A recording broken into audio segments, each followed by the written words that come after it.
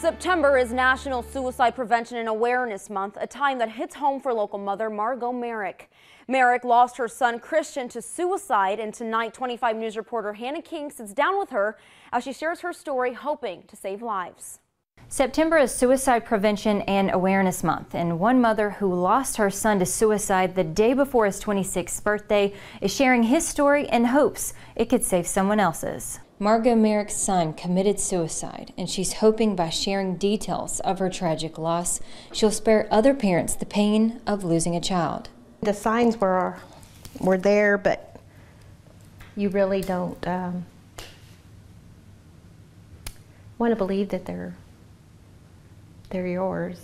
As you can see, the closet in the background, this was at his place, and that's where it happened, in the closet. Inside that closet, one day before he would turn 26, Christian Brinkman killed himself, even though birthday plans were underway. I was trying to talk back and forth with him about how we were going to meet up.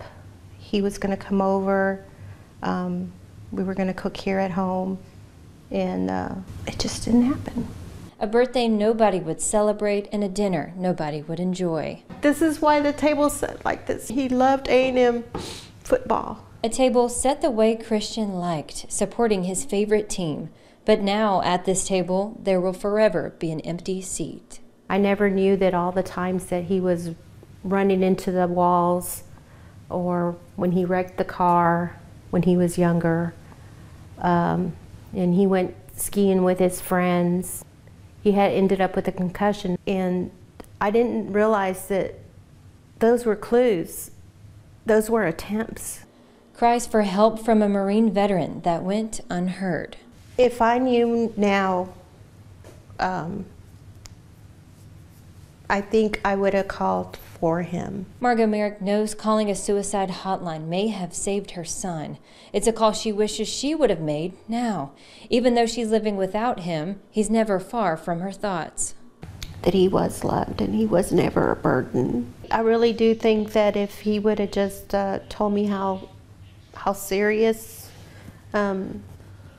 everything was, the voices in his head, the things that were so dark, that it could have been something that he could have got through if he would have just,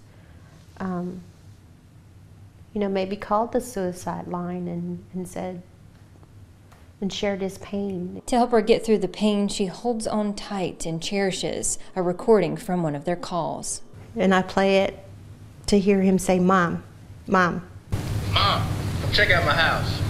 You gotta come over." And I wish I would have.